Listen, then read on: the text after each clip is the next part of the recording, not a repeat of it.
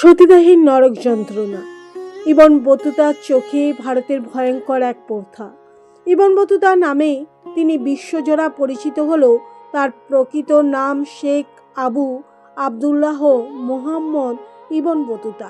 তিনি ছিলেন একাধারে পর্যটক, বিচারক, চিন্তাবিদ এবং সুন্নি ইসলামের মালিকি মাজহাবের একজন বিশিষ্ট ধর্মতাত্ত্বিক।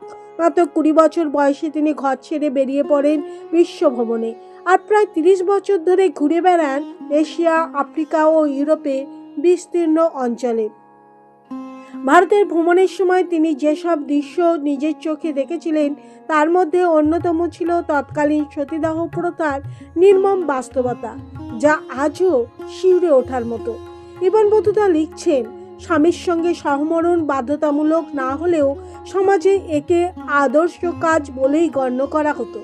সতী হলে পরিবারের সম্মান বাড়ে, আর সেই নারীর সতীত্বের খ্যাতি চারিদিকে ছড়িয়ে পড়ে। যারা সহমরণে যেতেন না তারা মোটা কাপড় পরে কঠোর সংযমে জীবন কাটাতেন। তাদের বাধ্য করা না হলেও সমাজের চোখে তারা কখনোই বিশেষ সম্মানের পাত্র হতেন না। একবার দিল্লির নিকটবর্তী অমনঝুরি, আজকের অমেঝরো শহরে ইবন বতুতা নিজের চোখে দেখেন 3 জন নারী সতী হতে চলেছেন। যুদ্ধে নিহত হয়েছেন তাদের স্বামীরা।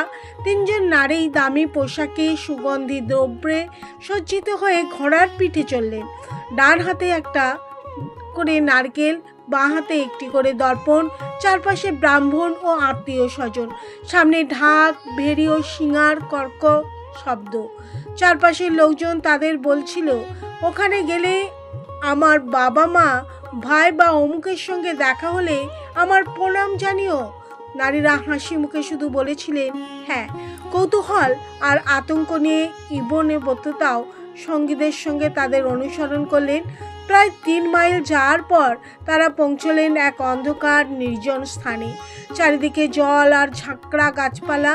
সেখানে 4টি মন্দির, প্রতিটিতে পাথরের মূর্তি। একটি পুকুরে নারীরা স্নান করলেন, তারপর পরনের কাপড় গয়না সব দান করে দিলেন। পরে প্রত্যেকে একটি করে মোটা কাপড় পরলেন। পুকুরের পাশে নিচু জায়গায় জ্বালানো হলো আগুন, তাতে ঢালা হলো তিলের তেল। আগুন আরও ভয়ঙ্কর করে তুলতে রাজকর্মচারীরা দাঁড়িয়ে রইল, কেউ সরু কাঠের আঁটি, কেউ বা ভারী কাঠ হাতে। আগুন দেখে যাতে নারীরা ভয় না পান তাই একটি কম্বল দিয়ে আগুন আড়াল করে রাখা হয়েছিল।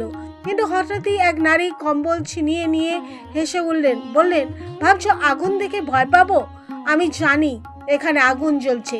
2 হাত জুড়ে কপালে ঠেকিয়ে তিনি আগুনকে প্রণাম করলেন আর মুহূর্তের মধ্যেই ঝাঁপ দিলেন জ্বলন্ত আগুনে। সঙ্গে সঙ্গে ডাক, ভেরি, শিঙা বেজে উঠল। লোকেরা তার শরীরে কাঠ ছুটতে লাগলো, ভারী কাঠ চাপিয়ে দিল যাতে তিনি আর নড়তে না পারেন। চারিদিকে উঠল বিকট চিৎকার, হুয়ে হুয়ে শব্দ। এই দৃশ্য দেখে ইবন বতুতা আর সহ্য করতে পারলেন না।